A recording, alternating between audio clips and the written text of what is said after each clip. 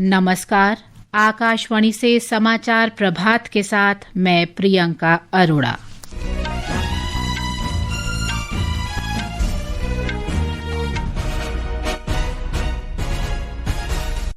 मुख्य समाचार।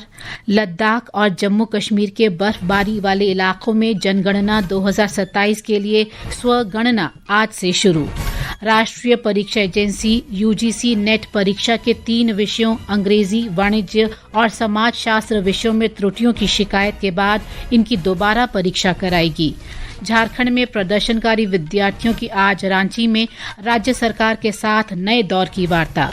उड़ीसा और पश्चिम बंगाल के गांगई क्षेत्र में मूसलाधार वर्षा का रेड अलर्ट। जम्मू कश्मीर में बूढ़ा अमरनाथ की वार्षिक यात्रा आज से शुरू। और BWF बैडमिंटन विश्व चैंपियनशिप आज से नई दिल्ली में। अब समाचार विस्तार से। जम्मू कश्मीर और केंद्र शासित प्रदेश लद्दाख के दुर्गम इलाकों में जनगणना का पहला चरण वाली 1 सितंबर से शुरू होगा। इससे पहले नागरिकों की सुविधा के लिए आज से 31 अगस्त तक स्वगणना की विशेष सुविधा दी जाएगी।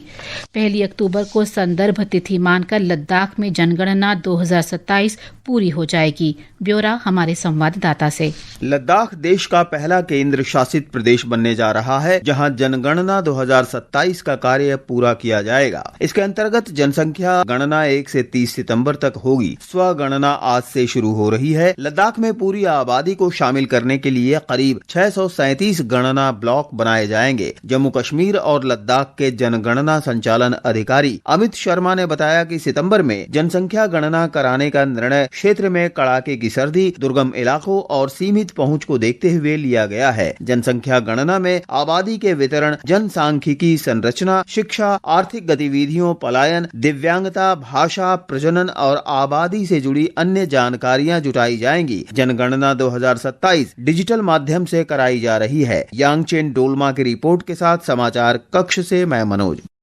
राष्ट्रीय परीक्षा एजेंसी NTA ने यूजीसी नेट परीक्षा के 3 विषयों अंग्रेजी, वाणिज्य और समाजशास्त्र के लिए दोबारा परीक्षा कराने की घोषणा की है। इन तीनों विषयों के पेपर में कई तरह की त्रुटियों की शिकायत मिलने के बाद ये निर्णय लिया गया है। NTA ने बताया है कि अंग्रेजी विषय की परीक्षा 9 सितंबर को सुबह 9 बजे से दोपहर 12 बजे तक प्रथम पाली में, वाणिज्य विषय की परीक्षा उसी दिन दोपहर 3 बजे से शाम 6 बजे तक दूसरी पाली में होगी। समाजशास्त्र विषय की परीक्षा 10 सितंबर को सुबह 9 बजे से दोपहर 12 बजे तक पहली पाली में आयोजित की जाएगी। PM गति शक्ति पहल के अंतर्गत अब तक विभिन्न मंत्रालयों की लगभग 18,66,000 करोड़ रुपए की अनुमानित लागत वाली कुल 396 अवसंरचना परियोजनाओं की मंजूरी के लिए सिफारिश की गई है। वाणिज्य और उद्योग मंत्रालय ने बताया है कि इनमें से 256 परियोजनाओं को मंजूरी दी जा चुकी है। इन परियोजनाओं में से 198 परियोजनाएं कार्यान्वयन की प्रक्रिया में है। मंत्रालय ने बताया है कि इन परियोजनाओं का मूल्यांकन नेटवर्किंग प्लानिंग ग्रुप NPG तंत्र के माध्यम से किया गया है। ये जानकारी वाणिज्य और उद्योग मंत्रालय के राज्य मंत्री जितिन प्रसाद ने संसद में हाल ही में संपन्न मानसून सत्र के दौरान लोकसभा में लिखित उत्तर में दी। इसका उद्देश्य विभिन्न केंद्रीय मंत्रालयों और विभागों तथा राज्यों और केंद्र शासित प्रदेशों को एकीकृत योजना और अवसंरचना परियोजनाओं के समन्वित कार्यान्वयन को सुनिश्चित करने के लिए एक साथ लाना है। ब्रिक्स के पर्यावरण कार्य समूह और जलवायु परिवर्तन पर संपर्क समूह के वरिष्ठ अधिकारियों की बैठक आज नई दिल्ली में होगी। भारत कल ब्रिक्स पर्यावरण मंत्रियों की 12वीं बैठक की मेजबानी करेगा। कार्यक्रम का आयोजन भारत की ब्रिक्स की अध्यक्षता के विषय के अंतर्गत किया जाएगा। इस वर्ष इस सम्मेलन का विषय लचीलापन, नवाचार, सहयोग और स्थिरता का निर्माण है। ब्रिक्स पर्यावरण मंत्रियों की बैठक का संचालन केंद्रीय पर्यावरण, वन और जलवायु परिवर्तन मंत्री भूपेंद्र यादव करेंगे। ये समाचार आकाशवाणी से प्रसारित किए जा रहे हैं। ताज़ा समाचार जानने के लिए आप हमारे news on AIR mobile app और social media handle X @AIR News Hindi को फॉलो कर सकते हैं। समाचार प्रभात में आपका फिर स्वागत है। झारखंड में जेपीएससी जेएसएससी भर्ती परीक्षाओं में अनियमितताओं को लेकर विद्यार्थियों के विरोध प्रदर्शन का आज 24वां दिन है। विद्यार्थियों ने भर्ती परीक्षाओं में कथित अनियमितताओं के विरोध में अपना प्रदर्शन तेज कर दिया है। हमारे संवाददाता ने बताया है कि सरकार और विद्यार्थियों के प्रतिनिधियों के बीच आज बातचीत का एक नया दौर होगा। जेपीएससी जेएसएससी अभ्यर्थियों ने कल रांची के जयपाल सिंह मुंडा स्टेडियम से अल्बर्ट एक्का चौक तक विरोध मार्च निकाला। छात्रों ने जेएसएससी सीजीएल परीक्षा रद्द करने और भर्ती परीक्षाओं में कथित अनियमितताओं की सीबीआई जांच की मांग को लेकर नारेबाजी की। इस बीच राज्य सरकार ने आंदोलनरत छात्रों को आज दोपहर 2 बजे रांची में बातचीत के लिए आमंत्रित किया है। छात्रों को अपने विधिक सलाहकारों के साथ वार्ता में शामिल होने की अनुमति दी गई है। रिफॉर्म मंच ने कहा कि सरकार छात्रों की मांगे स्वीकार करती है तो आंदोलन समाप्त करने की दिशा में कदम उठाया जा सकता है, अन्यथा आंदोलन जारी रहेगा। छात्रों ने 20 अगस्त को मुख्यमंत्री आवास के बाहर प्रदर्शन का ऐलान पहले ही कर रखा है। महविश रहमान, आकाशवाणी समाचार, रांची। मध्य प्रदेश के इंदौर में देश में पहला वर्चुअल चिड़ियाघर शुरू किया है।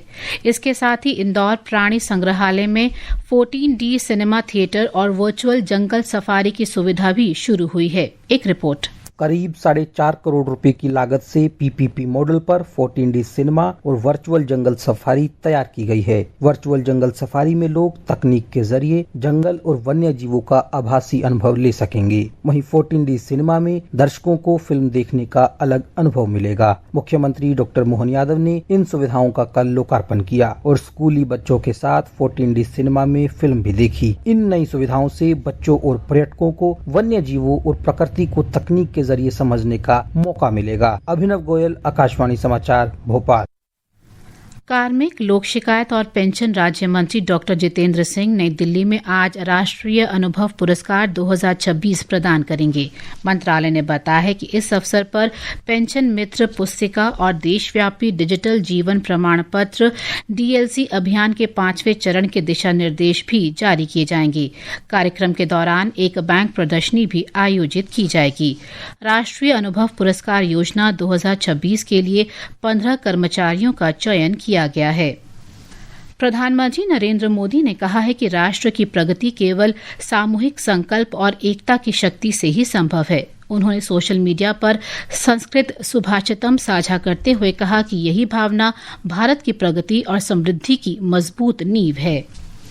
आकाशवाणी का समाचार सेवा प्रभाग आज रात 9:30 बजे फोन इन कार्यक्रम पब्लिक स्पीक में भ्रामक लेबलिंग और उपभोक्ता अधिकारों के प्रति जागरूकता विषय पर एक परिचर्चा प्रसारित करेगा। कार्यक्रम के दौरान श्रोता स्टूडियो में विशेषज्ञों से विषय से संबंधित प्रश्न पूछ सकते हैं। सवाल पूछने के लिए टेलीफोन नंबर है 011-2331-0481 या 23717117 या 23717106 और 23314444। व्हाट्सएप नंबर 9289094044 पर भी प्रश्न भेजे जा सकते हैं। मुख्य निर्वाचन आयुक्त ज्ञानेश कुमार आज पटना में चुनावी साक्षरता क्लब का शुभारंभ करेंगे। इस पहल को चुनावी साक्षरता, डिजिटल सहभागिता और लोकतंत्र में नागरिकों की सार्थक भागीदारी को नई गति देने की दिशा में एक महत्वपूर्ण कदम के रूप में देखा जा रहा है। मौसम विभाग ने आज ओडिशा और पश्चिम बंगाल के गांगेय क्षेत्र में मूसलाधार वर्षा का रेड अलर्ट जारी किया है। छत्तीसगढ़, पूर्वी मध्य प्रदेश, उत्तर प्रदेश और उत्तराखंड के लिए आज तेज बारिश का ऑरेंज अलर्ट जारी किया गया है। आंध्र प्रदेश, गुजरात, हिमाचल प्रदेश, कोंकण, गोवा, मध्य महाराष्ट्र, मराठवाड़ा और उत्तर पूर्वी भारत के कुछ हिस्सों में भी तेज बारिश की संभावना है। ओडिशा से हमारे संवाददाता ने बताया है कि 4 जिलों के लिए रेड अलर्ट और 11 जिलों के लिए ऑरेंज अलर्ट जारी किया गया है। राज्य सरकार ने प्रभावित जिलों के अधिकारियों की छुट्टियां रद्द कर दी है और भद्रक, बालेश्वर और जाजपुर में राहत और बहाली के काम में तालमेल बिठाने के लिए 3 IAS अधिकारियों को तैनात किया है। मछुआरों को कल तक समुद्र से दूर रहने की सलाह दी गई है। बालेश्वर जिले के जलेश्वर में लगातार बारिश के कारण एक दीवार गिरने से 2 लोगों की मौत हो गई है और एक अन्य गंभीर रूप से घायल है। मयूरभंज जिले में रेल सेवा भी प्रभावित हुई है। प्रकाश दास, आकाशवाणी समाचार, भुवनेश्वर। जम्मू कश्मीर में बूढ़ा अमरनाथ की वार्षिक यात्रा आज से शुरू हो गई है। पुंछ जिले की मंडी तहसील में बाबा श्री बूढ़ा अमरनाथ मंदिर की 12 दिवसीय ये वार्षिक यात्रा 28 अगस्त रक्षाबंधन के दिन समाप्त होगी। एक रिपोर्ट। उपराज्यपाल मनोज सिन्हा ने आज सुबह जम्मू के भगवती नगर यात्री निवास से बूढ़ा अमरनाथ यात्रा के पहले जत्थे को कड़ी सुरक्षा के बीच पुंछ के लिए रवाना किया। राजौरी और पुंछ जिलों में यात्रा मार्ग पर सुरक्षा और निगरानी के कड़े इंतजाम किए गए हैं। पुंछ जिला प्रशासन ने देश भर से आने वाले श्रद्धालुओं के लिए अग्रिम पंजीकरण की सुविधा देने के लिए एक विशेष पोर्टल भी शुरू किया है। समुद्र तल से करीब 4600 फीट की ऊंचाई पर स्थित बूढ़ा अमरनाथ मंदिर में स्वयंभू सफेद पत्थर का शिवलिंग है। यात्रा से जुड़ी सहायता के लिए श्रद्धालु जम्मू यातायात नियंत्रण इकाई से 019124673002 और श्रीनगर यातायात नियंत्रण इकाई से 019424798771 पर संपर्क कर सकते हैं। जम्मू से एन गुलशन रैना की रिपोर्ट के साथ समाचार कक्ष से विकास नापा। और अब खेल खबरों के साथ हैं Krishnakant. BWF badminton world championship आज नई दिल्ली के इंदिरा गांधी इंडोर स्टेडियम में शुरू होगी। भारतीय खिलाड़ी आज से अपने अभियान की शुरुआत करेंगे। महिला सिंगल्स में पूर्व विश्व चैंपियन और 9वीं वरीयता प्राप्त PV सिंधु का मुकाबला आयरलैंड की सोफिया नोबेल से होगा। महिला डबल्स में ट्रिशा जॉली और गायत्री गोपीचंद की जोड़ी पहले दौर में स्पेन की पाउला लोपेज और लूसिया रोड्रिगेज से भिड़ेंगी। पुरुष डबल्स में 5वीं वरीयता प्राप्त भारतीय जोड़ी सात्विक साईराज रंकी रेड्डी और चिराग शेट्टी को बाई मिलने के बाद वे पहले ही दूसरे दौर में प्रवेश कर चुके हैं। वहीं पुरुष क्रिकेट में भारत आज श्रीलंका के गौले अंतर्राष्ट्रीय स्टेडियम में श्रृंखला के पहले टेस्ट मैच के तीसरे दिन पहली पारी के अपने 460 रन से आगे खेलना शुरू करेगा। और अब आज के समाचार पत्रों की सुर्खियों के साथ हैं मुकेश कुमार बल। धन्यवाद प्रियंका। वंदे मातरम पर तीखी तकरार और यूजीसी नेट पेपर में गड़बड़ी से जुड़ी खबरों को आज हिंदुस्तान सहित सभी अखबारों ने प्रमुखता दी है। राजस्थान पत्रिका ने लिखा है, आजादी के उत्सव के बाद सत्ता और विपक्ष में सियासी संग्राम। कांग्रेस मुख्यालय पर वंदे मातरम के गायन के बीच टोका टाकी, भाजपा बोली माफी मांगे। रेलवे स्टेशनों के पानी में जहरीले बैक्टीरिया मिलने की सीएजी की रिपोर्ट के बाद नवभारत टाइम्स ने रेल मंत्री अश्विनी वैष्णव के इस बयान को सुर्खी दी है कि रेलवे करीब 20,000 जगहों पर नया टैंक टू टैप पानी फिल्टर सिस्टम लगाएगा। पुरानी टंकियां बदली जाएंगी और नियमित जांच होगी। 5 बार के तृणमूल विधायक आशीष बनर्जी के दफ्तर में खुदकुशी की खबर को जनसत्ता सहित कई अखबारों ने प्रकाशित किया है। दैनिक जागरण ने लिखा है, सोशल मीडिया प्लेटफॉर्म एक्स पर पोस्ट हटाने की वजह जान सकेंगे यूजर्स। अमर उजाला की सुर्खी है, लाल किले से प्रधानमंत्री मोदी के ऐलान के बाद बड़े सुधार की चल रही है तैयारी। छोटे शहरों में जेईई, नीट, CUET के मुफ्त कोचिंग सेंटर खोलेगी सरकार। पंजाब, हरियाणा सहित 7 राज्य साथी पोर्टल से पायलट प्रोजेक्ट में 21 लाख बच्चे ले चुके हैं कोचिंग। पत्र ने अपने संपादकीय में लिखा है, कभी नक्सलियों का सबसे मजबूत गढ़ रहे बस्तर में आजादी के बाद से पहली बार तिरंगा फहराया जाना और प्रधानमंत्री मोदी का अपने संबोधन में युवा कार्यबल पर जोर देना स्वागत योग्य है। लेकिन विकसित भारत का लक्ष्य तभी अर्थपूर्ण होगा जब विकास का लाभ समाज के अंतिम व्यक्ति तक पहुंचे। दैनिक भास्कर की यह खबर ध्यान खींचती है, ना इंटरनेट ना बिजली, दीवारों पर ही नोट्स तैयार किए। राजस्थान के बाड़मेर और आसपास के जिलों के करीब 18 गरीब होनहारों ने नीट क्वालिफाई किया। और अंत में मुख्य समाचार एक बार फिर। लद्दाख और जम्मू कश्मीर के बर्फबारी वाले इलाकों में जनगणना 2027 के लिए स्वगणना आज से शुरू। राष्ट्रीय परीक्षा एजेंसी UGC नेट परीक्षा के 3 विषयों अंग्रेजी, वाणिज्य और समाजशास्त्र में त्रुटियों की शिकायत के बाद इनकी दोबारा परीक्षा कराएगी। झारखंड में प्रदर्शनकारी विद्यार्थियों की आज रांची में राज्य सरकार के साथ नए दौर की वार्ता।